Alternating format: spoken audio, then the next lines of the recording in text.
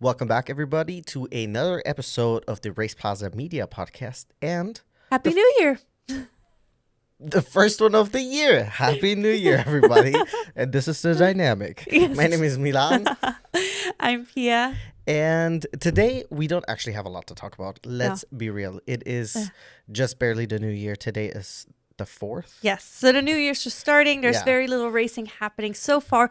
However, a very big race started this weekend, and I'm so excited that we get to catch it this year. Yes. At least the bits that we can watch. Yeah. The bits that are online. I Exactly, guess. Yeah. exactly. So we're talking about the Dakar Rally 2026. It's huge. It happens, every year now. Annually. Last year we couldn't watch it because we were traveling. Yeah. So the year before, we watched it for the first time, and we were just in awe. I mean, if you've never watched it, the scenery that they drive through is just breathtaking. It just shows you how beautiful Planet Earth is. truly. And then also just the conditions that they Face. face while racing, because they have to, of course, there's no tracks. They don't follow roads. They go through desert and gravel and all kinds of different dirt roads. terrain. Partially. Exactly. And then so they have to figure out, of course, they have to navigate, they have to hit certain waypoints, so they have to consider speed limits on actual road sections. And I think it's just incredible. It's a great race to start the year, I think. It is really, really, really awesome. I think also what is really cool is the diversity in the categories, because there is a lot of categories. So Yes. there's everything from like 2 wheels to, what is it, 6? I guess the truck has 6. No, does it? A 4? Has it 4? I don't know, there's but 2 on the back for sure, but two on the they're back not. for They don't sure. touch the ground Yeah, that's necessarily. true. Actually, 2 to 4. So it's not that right. But it's Yeah. like from weight class, I guess. Exactly, and there's different categories within categories, essentially, because you have the top racers, then you have the Rally 2 racers, you have future cars, which are like electric or The hydro Future fuel. Mission, you have 3 entries this year. 3 teams Yeah, entered. Future Mission 1000, I think it's called. Exactly, we have 2 types of motorcycle or 2-wheel vehicles, and then we have a truck. The hydrogen competing. fueled. Exactly, but then you also have the classics. The classics are my favorite. They're so cool because you have literally cars that raced and have been refurnished or Refurbished. from Restored. restored. That's, I know the word was, something was missing, but it literally comes from like the 70s or something, like an old Porsche, an old Renault. From the 90s, yeah. It's so cool to see also them going through those different terrains or dons, as I said in one of my previous videos. Do you remember? Terrain. Terrain. And then I got so much shit because people were like, what is she saying? It's like, that's where the origin of the word comes from. Anywho. Some trauma. Yes. But it's so cool. Like all the different categories.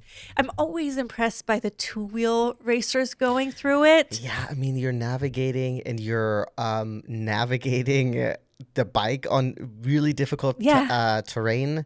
I think like this first stage was like 72% gravel. Yes. So they already said like punctures are expected. Yeah. We had that one biker who had electrical issue. Yes. And it took him like almost 2 hours to fix it. Then he was able to get it in 3 kilometers before the end. The bike broke down again, so he had to push it because if you don't make it through the finish line, you're out. And it's still so early.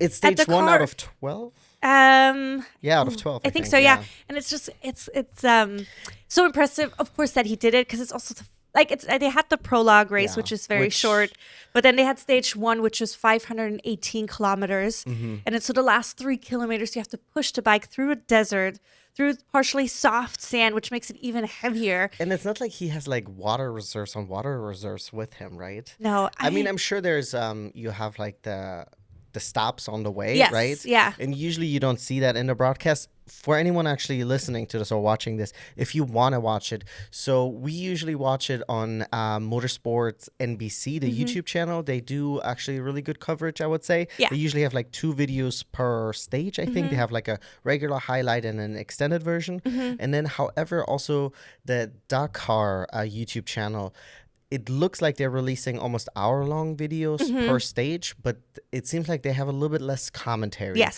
So I mean, they we have prefer incredibly beautiful footage. and with the original sound, so you Yes. hear the bikes, you hear the cars, which is really which awesome. is really nice. But there's sometimes a little bit of information missing. Yeah, if you or want at more least for information. what I would like from Yeah. it. But it's gorgeous to watch, Yeah. just because, I mean, there was this one shot where one of the motorcycle riders was approaching, and it was like this pack of camels, and then they just like parted like the sea, and he was able to go through them. But also them, like the big trucks over the big dunes. Yeah. And it's just, it looks so cool. But then on the other hand, you see them, they have to sleep in tents.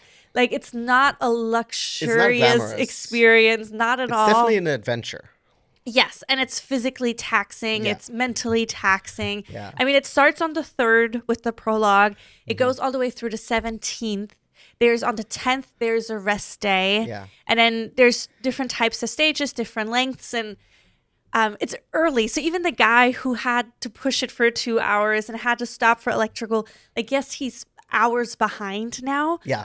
But in Dakar, it doesn't mean so much at the moment. Especially if you think about it, the statistic is, I think less than 50% make it all the way to the end. Yeah. So if enough people don't make it, he's going to be moving up the ranks, Yeah. right? And I mean, As long as they let's- can fix the electrical issue now and get it covered. I mean, you do have to be fair. Like 3 hours is a lot to be behind. Oh, of course. So, but like in the beginning, if you're down 6 minutes, even I would say 30 minutes, like this is one puncture that you have Yeah. a hard time fixing. Because you have to fix it yourself. Either if you're on the bike Mm-hmm. yourself, you have to do it then, or I think later on, like the trucks sometimes stop, like, but I think the satellite tells them like, "Hey, stop," or they volunteer to stop. Yes. I think if there's medical emergency, then people on their GPS or on the Mm-hmm. navigator, they get a signal, and then their time is stopped. Yeah. And then they assist the rider. We did have one motorcycle rider who had to be airlifted. out because he was experiencing shoulder and hip pain after falling. Mm-hmm. But it doesn't seem to be like anything too devastating. No, it did end his Dakar 2026. We also had this devastating. This was heartbreaking to watch. Oh, this one was in the cars. It was a German driver with, I think, a South African co-driver. And if you watch the Dakar hour-long video of stage one, it is right in the beginning. So if you want to see it, Yeah. because it is genuinely so heartbreaking. It's heartbreaking because it's right into the prologue. Yeah. Was it the prologue? Yeah, right at the beginning of the prologue. He takes a turn a little bit, I guess, too fast, and the car turns, lands on the roof, and you just see him just explode. Like, I feel like it's like an emotional roller coaster. He's mad, but at himself. He's Yeah, like, he's how just could I just heartbroken. mess up this early on? And he's like, you could hear almost like sadness, frustration. You could hear his heartbreak. Oh, it was like the truly devastating. devastation in his voice. And you can see also his co-pilot, right? Or Yeah. his co-driver. He was like just trying to stay cool because he's obviously his race is also over. Yeah. Like he doesn't get to go on Dakar because you are out before stage one, Yeah. right?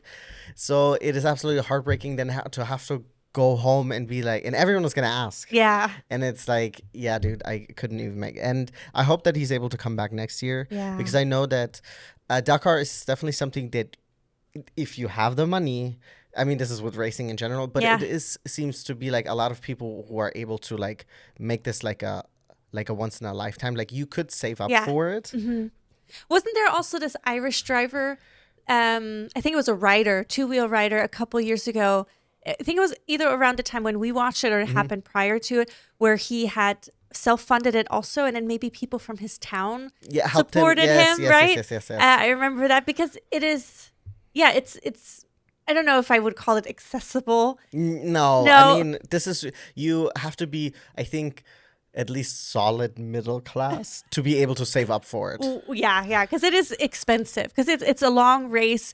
You need additional. You mean like obviously you need a crew, you need a team, you need the vehicle, you need additional Yeah. parts and tires and things Yeah, like that. and I mean, hopefully, like with sponsorship and stuff like that. Yes. Or hopefully you could maybe sign on to a team. Mm-hmm. But what I mean with like middle class is like you have a job, you're not living paycheck to paycheck. Oh, or yeah, like no. you know, like you're Yeah. able to put like savings away, Yeah. and this will still take a while, right? Yes. Because you don't want to drain your savings just Yeah. for one goal. But the good thing is you can be older and participate Yeah, in Dakar. I mean, There's there's plenty people of in their older gentlemen. 60s Yeah. and stuff like that Yeah. who are doing this. And once again, it is really much, it seems from the outside, it very much looks like, I'm assuming like maybe people who also participated in like an Ironman. It is very much this like group of people who like once you're in it, or maybe the Olympics, like Yeah. once you're in it, Yeah. it's like this unique like experience Yes, that you share with you so can many, only share with like with this those people, select right? few people who get to participate Exactly. in this. I Yeah. mean, Olympics is a little bit different because obviously you can't most of the time buy your way into the Olympics. Yes. But I mean, you still have to be at a certain level. You know, Yeah. you are a somewhat decent driver or rider to have to compete. Because, I mean, it's challenging. It's not a beginner. I mean, it is also rally. So, like, Yes. this is. Yeah. And then there was also this really heartbreaking story of this co-pilot, this French co-pilot. I forgot his name. Baume? Mathieu Baume. Yeah. He was in. Baumel. This was just after Dakar last year. Yeah. On January 29th, he was on his way to the Monte Carlo rally race, pulled over to help people broken down. He ended up getting hit by a car, and they had to put him in medical induced coma, and he ended up losing his leg. But it's not stopping this guy from being at Dakar this year again. Yeah. So really, really big props to him for like that. What a spirit. Also, yeah, seriously, Yeah. because it's less than a year since he's. And Literally I mean, it's less than a year. Yeah, and I And mean, there's so much recovery that goes with it. And then he's the co-driver, but it's nonetheless incredibly Physical. taxing and physical. I mean, like losing a limb is a huge thing, especially like I mean any limb really. Yeah. But like losing a leg, that's a huge thing to overcome also Yeah. mentally, right? Yes, 100%. But it's so cool to see him. Yeah, and absolutely. What an him and his inspiration. teammate, they made it successfully through the prologue and Yeah. through stage one. So they're still competing.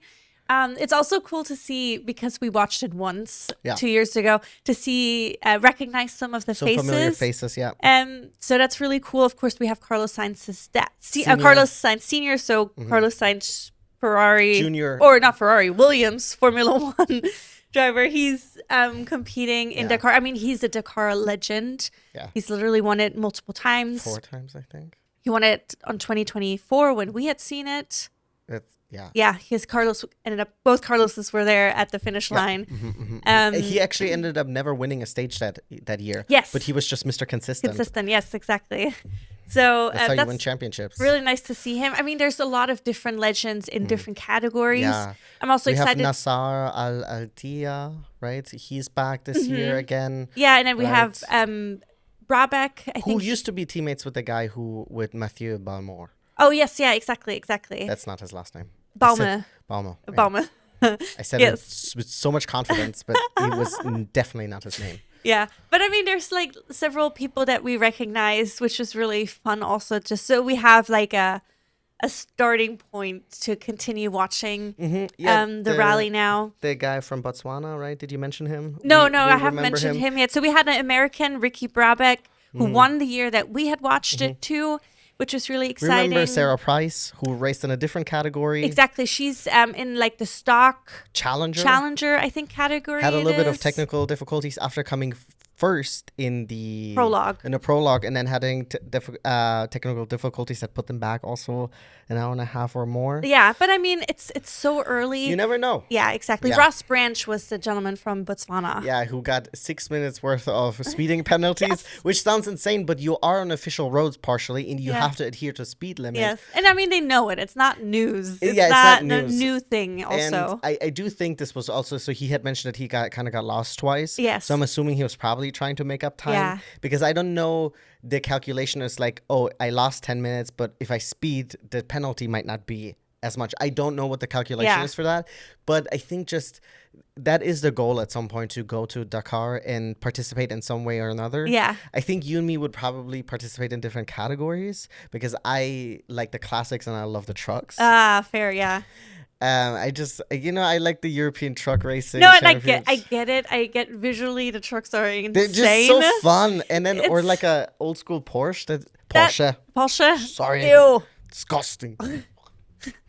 No, I get the classics. Yeah. I think I would much rather be in like a car or one of the I mean, SSVs honestly, anywhere or where Challenger. I get to participate. Yes. You know, Yeah. but that's like a cool thing. Yes. I think to like check off a bucket list. Yeah, I agree. I mean, so the Dakar just started stage 1 officially on Sunday. Yeah. So there's lots and lots of more racing to come, and we'll definitely talk about it again next weekend. And the following weekend, right? Yes, exactly. And then also feel free to tune in on NBC as well, so you can watch it, and then you can chat along with us in the comments about your experience watching it. I just think it's such a spectacle, and I think also people miss out if they like. Obviously, not everybody knows about this, and there's so many other types of races that I haven't watched yet, or I don't know about. So I'm sure I'm missing out on those things. But it's just Dakar is just such a visual spectacle, and it's also such a feat. Yeah. Physically and mentally. I mean, rally in general, right? I'm sorry. Rally in general. Yes, and that's why I am saying that I want to watch more rally this year. I don't know if I'll watch every single, or I won't be able to watch every single leg of every single rally this year of the World Rally Championship.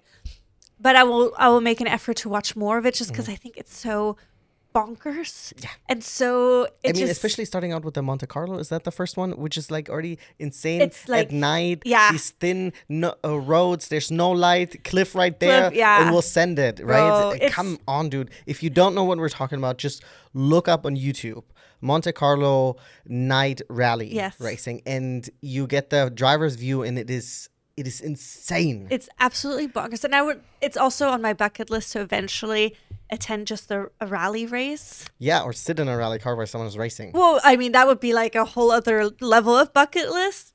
But I mean, just going to one and watching it and just standing there and watching them like... Yeah, the way they send it by. It's just, It's just lit. It's insane. But yeah, definitely tune into Dakar if you're available. Watch the highlight videos. There's some that are closer to like 15 minutes, or the extended videos are closer to 30-ish minutes. So it's definitely doable per stage. They bring out the episodes so you can catch up in time. Don't make the mistake that we did 2 years ago, where we waited until the weekend and then watched like 4 hours worth. 4 hours of Dakar, which is fun. It is fun, but it's like hard to remember what happened on each stage. Exactly. So yeah, definitely tune in to that. Next up, we wanted to talk a little bit about Supercross.